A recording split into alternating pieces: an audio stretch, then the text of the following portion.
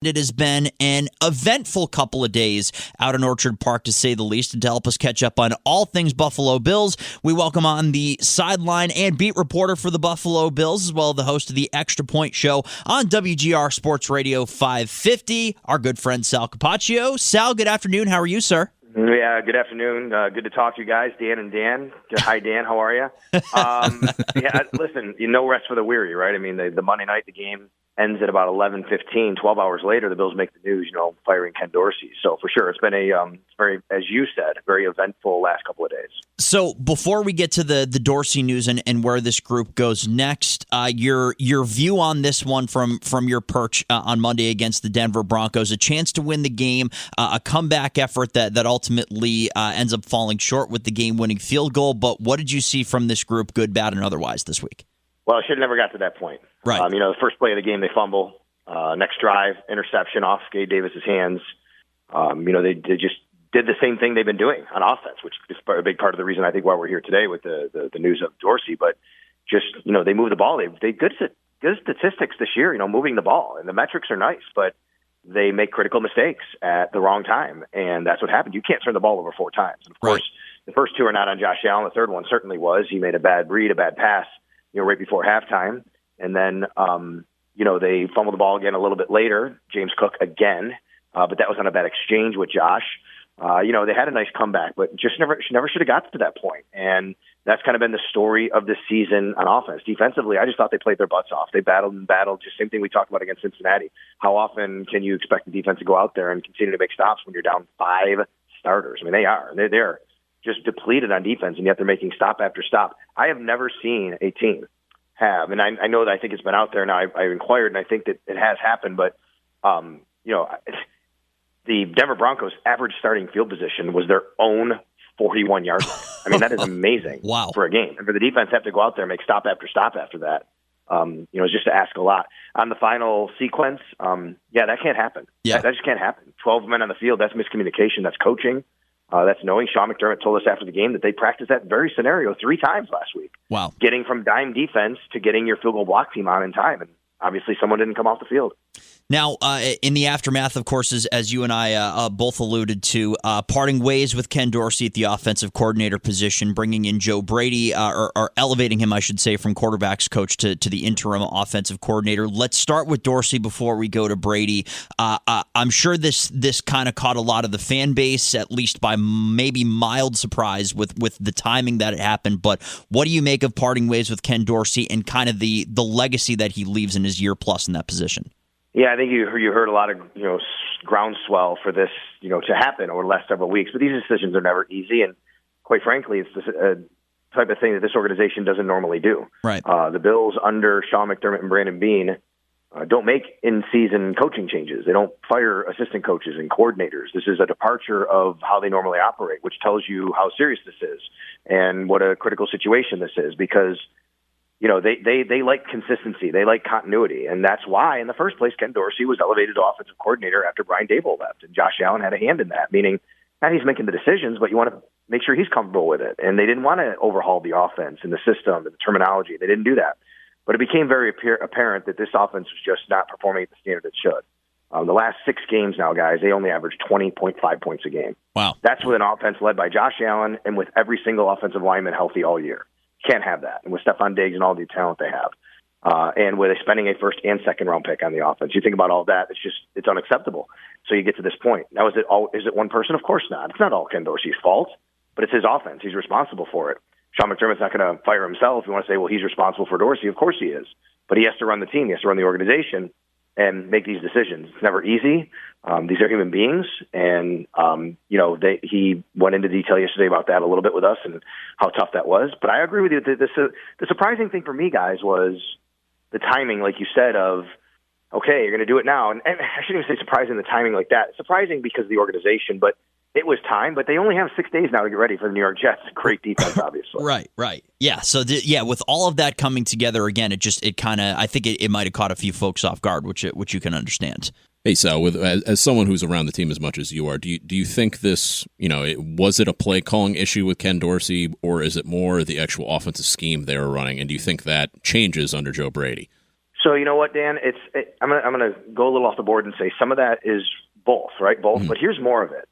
And I really believe this after listening to Sean McDermott. I really think it's also about the personality and connection and culture that the offense has. Look, I'm going to go back to Brian Daboll. Brian Daboll, when he was here, I mean, you think about the way this offense operated, the attitude they had, the joy they had playing, and the fiery Josh Allen. We don't see any of that anymore.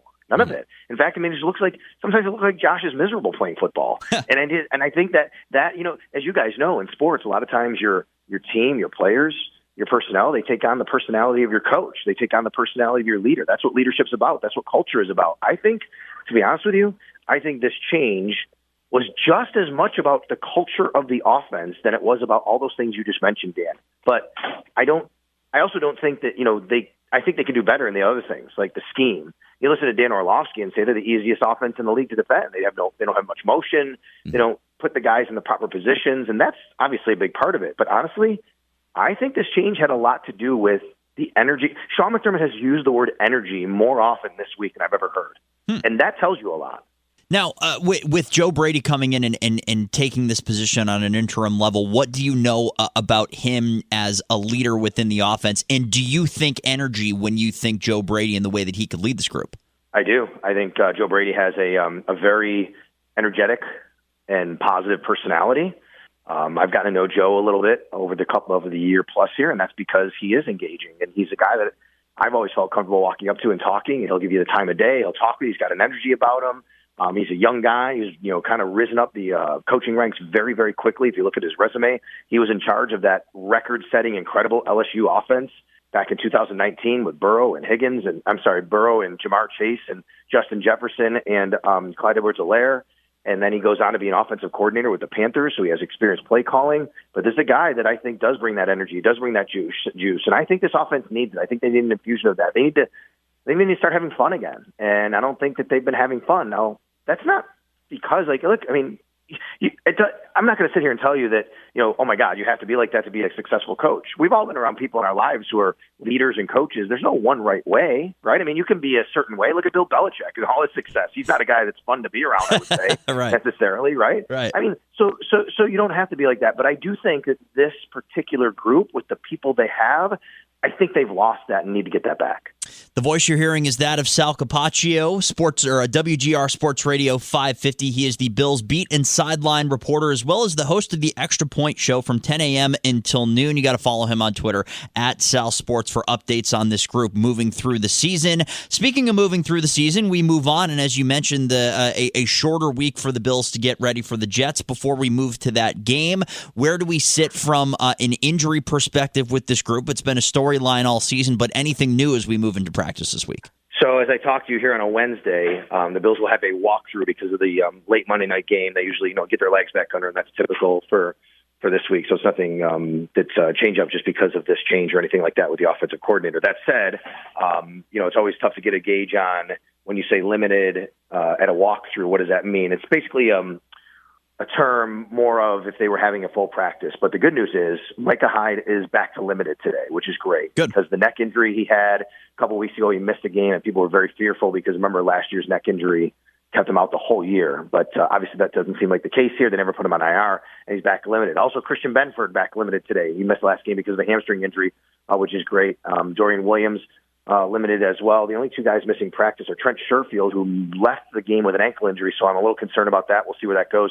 And then Jordan Phillips, and then get an official designation on that particular injury. I know he butted knees with somebody during the game, so hopefully those guys will be okay as the week goes on. Ooh, not a fun one there, but good to know on that. We'll keep an eye on the statuses heading into this weekend on all those guys. Quick question before we move on to onto the Jets as well. The usage of different receivers within the Bills offense last week. You saw the targets spread out a bit more, ironically enough, because that seemed to be something that might have been a welcome addition to the offense with Davis getting 6 and then Kincaid getting 6, Diggs with only 5. Would you foresee the offense operating a bit more like that, where you could see a bit more of a share of the ball, or is that more of a week-to-week type thing? Well, I do think it's week to week, but I think it's been proven that this offense is much more effective when that happens, right? You go back to the Tampa Bay Buccaneers game a couple Thursday nights ago, and that's when this offense really was humming by doing that. And, this is why you brought in Dalton Kincaid. It's not just because he's a really great pass-catching tight end, but it's to allow other people to take some pressure off them and to spread the ball around. Look at the first play of the game, the one that was a fumble. James Cook out of the backfield. I think that's something they need to go to a little bit more. So, yes, I do think that that's how this offense operates most efficiently, and I do think that, we'll see more of that going forward here. At least they'll try to incorporate that. Because remember, guys, guys got to get open too, right? And Josh has to find those guys. Right, yeah, that's a huge element to all that. Okay, so let's move into the game coming up this weekend. New York Jets, they certainly have their warts in the Zach Wilson-led offense, but the defense is no joke, which is certainly not a welcome addition on Sunday for the Bills. But how do you see the Jets in the second time around this season as an opponent for where the Bills sit currently? Well, obviously, it's a Jets team that is very, very frustrated, with themselves offensively, and you can see why with the numbers that they're not putting up. In fact, I just read this morning that even the Jets now have had a players-only offensive meeting. Gary Wilson called that. So that's something the Bills did last week with, Latavius Murray calling that. Trying to figure it out themselves. A very limited Zach Wilson. You're right, but man, they are a great, great defense. They have great talent on defense. They have a great scheme. They have a really good head coach. It's a defensive head coach. And that's going to be the challenge for the Bills. I think this Bills defense is playing at a level right now where, despite the injuries, I think you can count on them this week to, kind of hold them at bay, the Jets, as much as possible. But the Bills offense can't turn the ball over, can't give them short fields. And the Bills offense has to score some points, right? I mean, that's what's going to come down to. But the defense itself for the Jets, fabulous, just across the board. They're doing a great job. They're trying to do everything they can every single week to keep their team in it, and their offense, though, is just severely, severely limited right now with Zach Wilson at quarterback. So with Dorsey being let go and Brady taking over going into this short week to have any sort of big implementations from Joe Brady, is it going to be kind of more of a continuity perspective from Dorsey's offense, or do you think Brady's going to be able to add any of his own flavor into the system at this point? I think, again, you'll get some of his own flavor. I think, why not? I think that, it'll go back to what I said earlier, having fun again and re-energizing. I think those are the kinds of things where, you get with Josh Allen, you get with the offense. Hey, what's been working? What do you guys want to do? What do you think? You get their input a little bit. I think that's a good way for a new coordinator to kind of ingratiate himself as well. Hey, it's not just going to be me. I'm going to do this. It's, hey, I want you guys to have ownership of this. Let's do what we think, can work here. And, I do think he'll have some wrinkles, but look, you can't have an overhaul of the offense, obviously, in 5 days. You're not going to have that. You're going to have that all year. They can do it as they go. They have a bye week in a couple weeks. They'll have more time for that. Hopefully they, can get to getting back to where they want to be and on a winning track, to even have more of it open to them, more of it, at their disposal to try and do some different things. So I do think that they'll keep more of it'll be the same playbook, right? It'll be the same terminology, but you could probably expand some things and you could probably take away some things and say, let's focus on the things that we really think we can do well here. Well, Sal, we're very intrigued to see where this one goes. Bills against the Jets this weekend. You'll hear it right here on 104.5 The Team. You'll hear our guy Sal Capaccio on the sidelines as always. WGR Sports Radio 550 Bills beat and sideline reporter and the host of the Extra Point Show from 10 a.m. until noon. Sal, thank you as always for your time. We'll see where the Bills are, the state of the Bills, when we get to talk to you next week. But thanks as always for your time. You got it, guys. Talk to you next week.